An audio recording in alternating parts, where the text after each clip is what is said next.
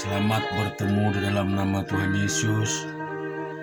Mari kita merenungkan kebenaran firman Tuhan buat pagi hari ini dari Yohanes pasal yang kelima.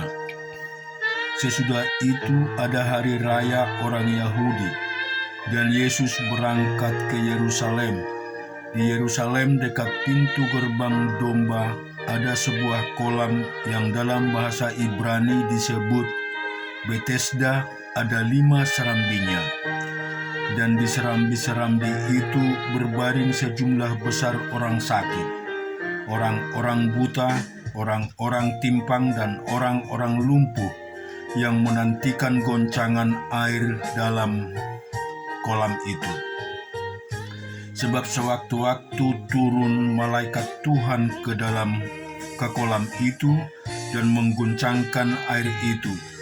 Barang siapa yang terdahulu masuk ke dalamnya, sesudah goncangan air itu, menjadi sembuh, apapun juga penyakitnya. Di situ ada seorang yang sudah 38 tahun lamanya sakit. Ketika Yesus melihat orang itu berbaring di situ dan karena ia tahu bahwa ia telah lama dalam keadaan itu, berkatalah ia kepadanya, "Maukah engkau sembuh?" Jawab orang sakit itu kepadanya, "Tuhan, tidak ada orang yang menurunkan aku ke dalam kolam itu. Apabila airnya mulai goncang dan sementara aku menuju ke kolam itu, orang lain sudah turun mendahului aku." Kata Yesus kepadanya, "Bangunlah, angkatlah tilammu dan berjalanlah." Dan pada saat itu juga sembuhlah orang itu, lalu ia mengangkat tilamnya dan berjalan. Tetapi hari itu hari Sabat. Karena itu orang-orang Yahudi berkata kepada orang yang baru sembuh itu, "Hari ini hari Sabat, dan tidak boleh engkau memikul tilammu." Akan tetapi ia menjawab mereka, "Orang yang telah menyembuhkan aku, Dia yang mengatakan kepadaku, 'Angkatlah tilammu dan berjalanlah.'" Mereka bertanya kepadanya, "Siapakah orang itu yang berkata kepadamu, 'Angkatlah tilammu dan berjalanlah'?" Tetapi orang yang baru sembuh itu tidak tahu siapa orang itu, sebab Yesus telah menghilang ke tengah-tengah orang banyak di tempat itu. Kemudian Yesus bertemu dengan dia di dalam bait Allah, lalu berkata kepadanya, "Engkau telah sembuh, jangan berbuat dosa lagi, supaya padamu jangan terjadi yang lebih buruk." Orang itu keluar lalu menceritakan kepada orang-orang Yahudi bahwa Yesuslah yang telah menyembuhkan dia. Dan karena itu orang-orang Yahudi berusaha menganiaya Yesus karena ia melakukan hal-hal itu pada hari Sabat. Tetapi ia berkata kepadanya mereka, "Bapakku bekerja sampai sekarang, maka aku pun bekerja juga." Sebab itu orang-orang Yahudi lebih berusaha lagi untuk membunuhnya, bukan saja karena ia meniadakan hari Sabat, tetapi juga karena ia mengatakan bahwa Allah adalah Bapanya sendiri, dan dengan demikian menyamakan dirinya dengan Allah. Maka Yesus menjawab mereka katanya, "Aku berkata kepadamu, sesungguhnya anak tidak dapat mengerjakan sesuatu dari dirinya sendiri, jikalau tidak ia mengerti apa yang dikerjakan Bapa, itu juga yang dikerjakan anak.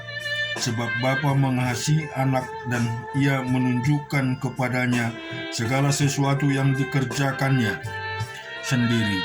Bahkan ia akan menunjukkan kepadanya pekerjaan-pekerjaan yang lebih besar lagi daripada pekerjaan-pekerjaan itu.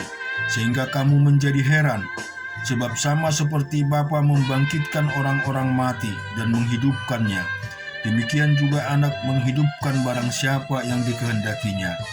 Bapa tidak menghakimi siapapun, melainkan telah menyerahkan penghakiman itu seluruhnya kepada anak, supaya semua orang menghormati anak sama seperti mereka menghormati Bapa. Barang siapa tidak menghormati anak itu, juga tidak menghormati Bapa yang mengutus dia. Aku berkata kepadamu, sesungguhnya barang siapa mendengar perkataanku dan percaya kepada dia yang mengutus aku, ia mempunyai hidup yang kekal dan tidak turut dihukum, sebab ia sudah pindah dari dalam maut ke dalam hidup.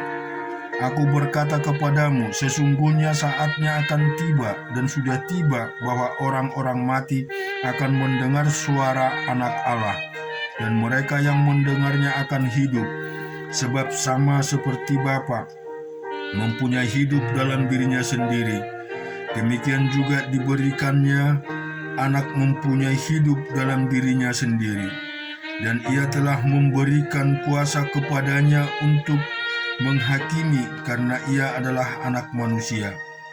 Janganlah kamu heran akan hal itu, sebab saatnya akan tiba bahwa semua orang yang di dalam kuburan akan mendengarkan suaranya, dan mereka yang telah berbuat baik akan keluar dan bangkit untuk hidup yang kekal, tetapi mereka yang telah berbuat jahat akan bangkit untuk dihukum. Aku tidak dapat berbuat apa-apa dari diriku sendiri.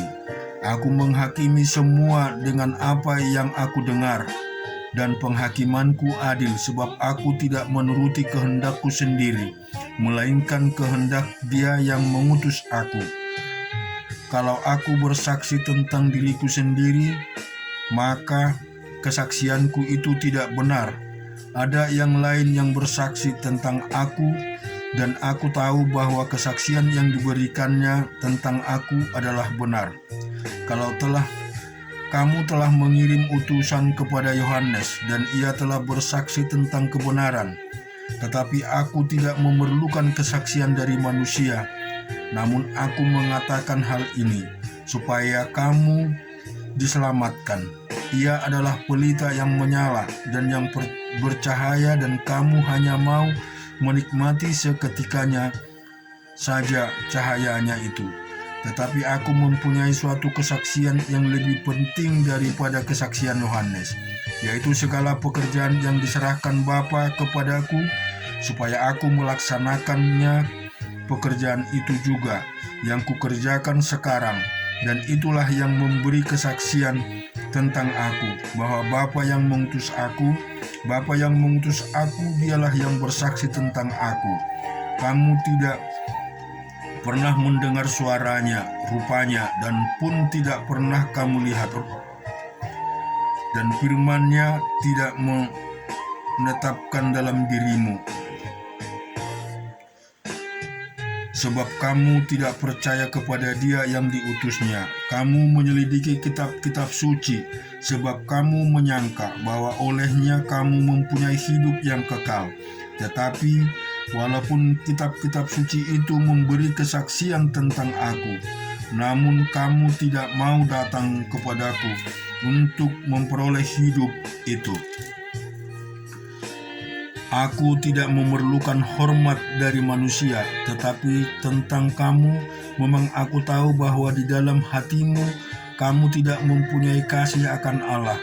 Aku datang dari nama Bapa-Ku, dan kamu tidak menerima Allah atas namanya sendiri. Kamu akan menerima Dia. Bagaimanakah kamu dapat percaya, kamu yang menerima hormat seorang dari yang lain, dan yang tidak mencari hormat yang datang dari Allah yang Esa? Jangan kamu menyangka bahwa aku akan mendakwa kamu di hadapan Bapa. Yang mendakwa kamu adalah Musa, yaitu Musa, yang kepada kamu menaruh pengharapanmu. Sebab jikalau kamu percaya kepada Musa, tentu kamu akan percaya juga kepadaku, sebab ia telah menulis tentang aku. Tetapi jikalau kamu tidak percaya akan apa yang dituliskan, bagaimana kamu akan percaya apa yang kukatakan?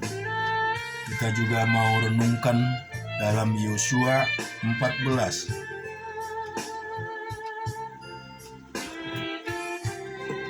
Inilah semua yang diterima oleh orang Israel sebagai milik pusaka di tanah Kanaan yang telah dibagikan kepada orang Israel oleh Iman Eliasar dan Yosua bin Nun dari para kepala kaum keluarga di suku-suku mereka. Dengan gundi milik pusaka itu seperti yang diperintahkan dengan mengundi milik pusaka itu seperti yang diperintahkan Tuhan dengan perantaraan Musa mengenai suku-suku yang 9,5 itu, sebab kepada suku-suku yang 2,5 lagi telah diberikan Musa milik pusaka di seberang sungai Yordan, tetapi kepada orang Lewi tidak diberikan milik pusaka di tengah-tengah mereka. Sebab Bani Yusuf merupakan 2 suku, Manase dan Efraim, maka kepada orang Lewi tidak diberikan baginya di negeri itu, selain dari kota-kota untuk didiami, dengan tanah pengembalaan untuk ternak dan hewan mereka, seperti yang diperintahkan Tuhan kepada Musa. Demikianlah diperbuat oleh orang Israel dan dibagi-bagi merekalah negeri itu. Bani Yehuda datang menghadap Yosua di Gilgal.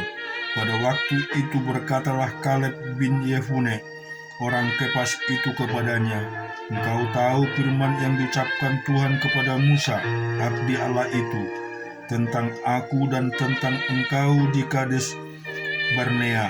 Aku berumur 40 tahun ketika aku disuruh Musa, hamba Tuhan itu, dari Kades Barnea untuk mengintai negeri itu. Dan aku pulang membawa kabar kepadanya yang sejujur-jujurnya. Sedang saudara-saudaraku yang bersama-sama pergi ke sana dengan aku membuat tawar hati bangsa itu. Aku tetap mengikuti Tuhan Allahku dengan sepenuh hati. Pada waktu itu Musa bersumpah, katanya, sesungguhnya tanah yang diinjak oleh kakimu itu akan menjadi milik pusakamu dan anak-anakmu sampai selama-lamanya, sebab engkau tetap mengikuti Tuhan Allahmu dengan sepenuh hati. Jadi sekarang sesungguhnya Tuhan telah memelihara hidup seperti yang dijanjikannya. Kini sudah 45 tahun lamanya sejak diucapkan Tuhan firman itu kepada Musa, dan selama itu orang Israel mengembara di padang gurun.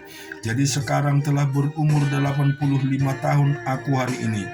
Pada waktu itu aku masih sangat kuat seperti pada waktu aku disuruh Musa. Seperti kekuatanku pada waktu itu, demikianlah kekuatanku sekarang untuk berperang dan untuk keluar masuk. Oleh sebab itu berikanlah kepadaku pegunungan yang dijanjikan Tuhan pada waktu itu, sebab engkau sendiri mendengar pada waktu itu bahwa di sana ada orang Enak dengan kota-kota yang besar dan berkubu. Mungkin Tuhan menyertai aku sehingga aku menghalau mereka seperti yang difirmankan Tuhan.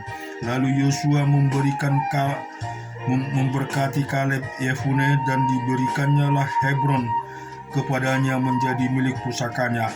Itulah sebabnya Hebron menjadi milik pusaka Kaleb bin Yefune orang Kades itu sampai sekarang ini, karena ia tetap mengikuti Tuhan Allah Israel dengan sepenuh hati. Nama Hebron dahulu ialah Kiryat Arba. Arba ialah orang yang paling besar di antara orang Enak, dan amanlah negeri itu berhenti berperang. Dan kita juga renungkan firman Tuhan di dalam Mazmur 102. Doa seorang sengsara pada waktu ia lemah lesu dan mencurahkan pengaduannya ke dalam kehadapan Tuhan. Tuhan, dengarkanlah doaku dan biarlah teriakku minta tolong sampai kepadamu. Janganlah sembunyikan wajahmu terhadap aku pada hari aku terdesak. sendengkan telingamu kepadaku pada hari aku berseru. Segeralah menjawab aku, sebab hari-hariku habis seperti asap, tulang-tulangku membara seperti perapian.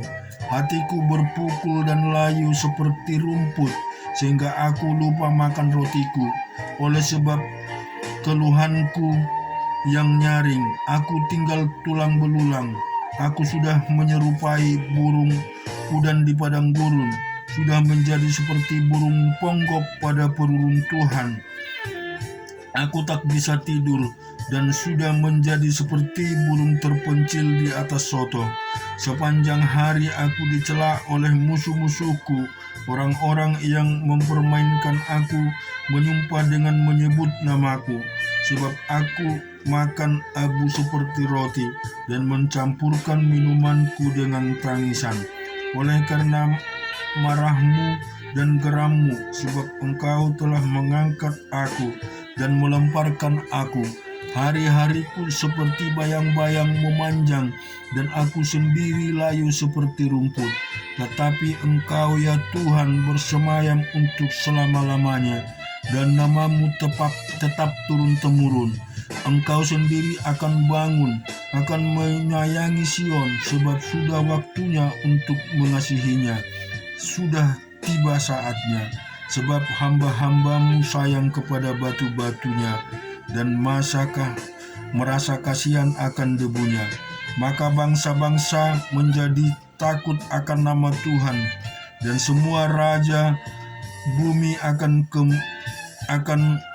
kemuliaanmu.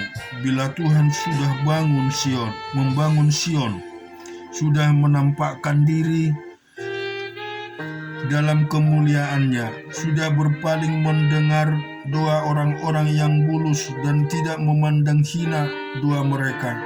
Biarlah oleh itu dituliskan bagi angkatan yang kemudian, dan bangsa yang diciptakan nanti akan memuji-muji Tuhan, sebab Ia telah memandang dari ketinggiannya yang kudus.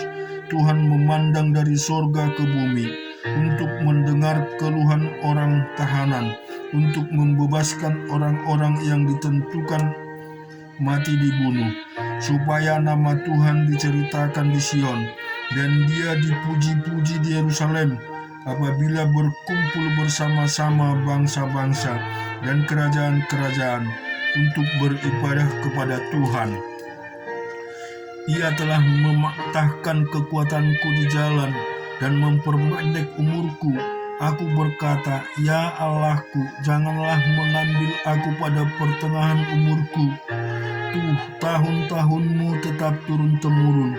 Dahulu sudah Kau letakkan dasar bumi, dan langit ada buatan tanganmu. Semuanya itu akan binasa, tetapi Engkau tetap ada, dan semuanya itu akan menjadi usang seperti pakaian, seperti jubah. Engkau akan mengubah mereka, dan mereka berubah. Tetapi Engkau tetap sama, dan tahun-tahunmu tidak berkesudahan. Anak hamba-hambamu akan diam dengan tentram, dan anak cucu mereka akan tetap ada di hadapanmu. Kita juga melihat kebenaran firman Tuhan di dalam Pengkhotbah pasal yang kedua.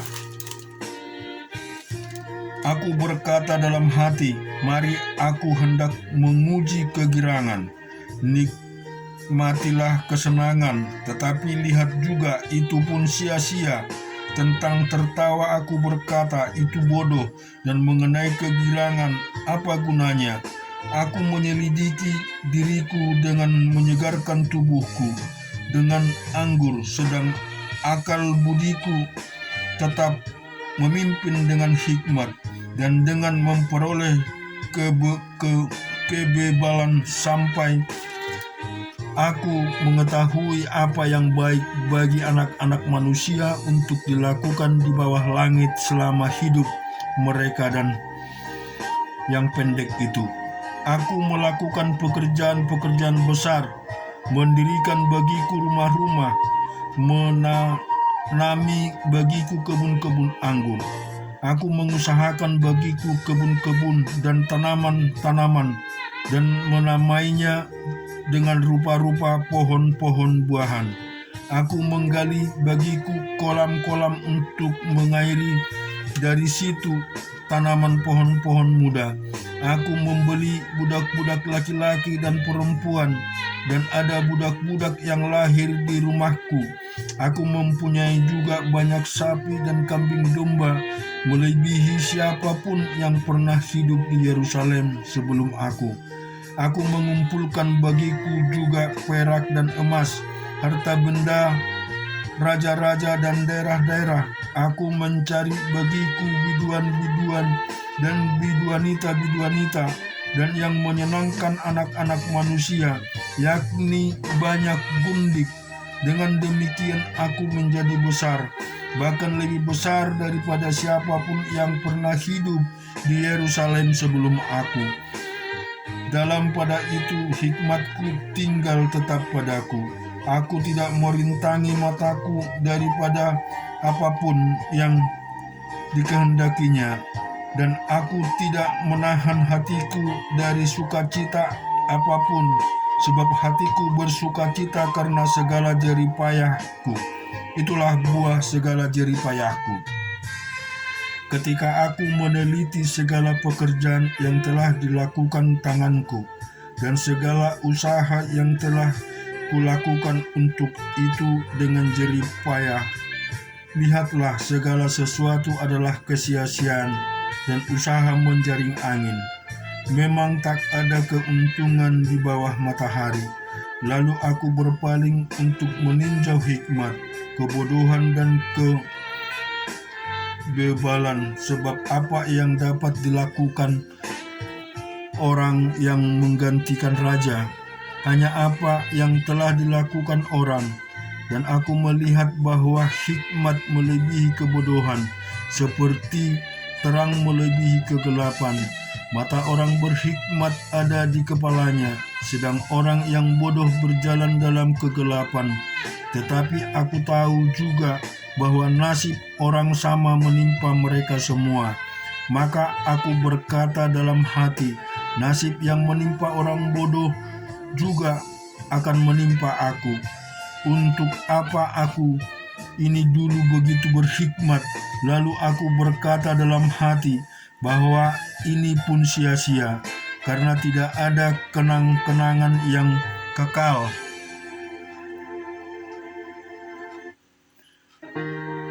Baik dari orang yang berhikmat maupun dari orang yang bodoh, sebab pada hari-hari yang akan datang kesemuanya sudah lama dilupakan, dan orang yang berhikmat mati juga seperti orang yang bodoh. Oleh sebab itu aku membenci hidup, karena aku menganggap menyusahkan apa yang dilakukan di bawah matahari, sebab segala sesuatu adalah kesia-siaan dan usaha menjaring angin. Aku membenci segala usaha yang kulakukan dengan jerih payah di bawah matahari, sebab aku harus meninggalkannya kepada orang yang datang sesudah aku. Dan siapakah yang mengetahui apakah orang itu berhikmat atau bodoh? Meskipun demikian, ia akan berkuasa atas segala usaha yang kulakukan di bawah matahari dengan jerih payah dan dengan menggunakan hikmat. Ini pun sia-sia. Dengan demikian aku mulai putus asa terhadap segala usaha yang kulakukan dengan jerih payah di bawah matahari. Sebab kalau ada orang berlelah-lelah dengan hikmat, pengetahuan dan kecakapan, maka ia harus meninggalkan bahagianya kepada orang yang tidak berlelah-lelah untuk itu. Ini pun kesia-siaan dan kemalangan yang besar. Apakah faedahnya yang diperoleh manusia dari segala usaha yang dilakukannya dengan jerih payah di bawah matahari dan dari keinginan hatinya? Seluruh hidupnya penuh kesedihan dan pekerjaannya penuh kesusahan hati, maka pada malam hari hatinya tidak tentram. Ini pun sia-sia. Tak ada yang lebih baik bagi manusia daripada makan, dan minum dan bersenang-senang dalam jerih payahnya. Aku menyadari bahwa ini pun dari tangan Allah. Karena siapa dapat makan dan merasakan kenikmatan di luar dunia? Karena kepada orang yang dikenangnya, ia mengaruniakan hikmat, pengetahuan, dan kesukaan. Tetapi orang berdosa ditugaskannya untuk menghimpun dan menimbun sesuatu yang kemudian harus diberikannya kepada orang yang dikenang Allah. Ini pun kesia-siaan dan usaha menjaring angin. Syukur kepada Tuhan, biarlah firman Tuhan ini menjadi renungan di dalam hidup kita, agar kita juga bisa lebih dekat lagi untuk memuji, menyembah, dan mengaku Yesus sebagai Hakim dan Yesus sebagai Raja di dalam hidup kita. Amin.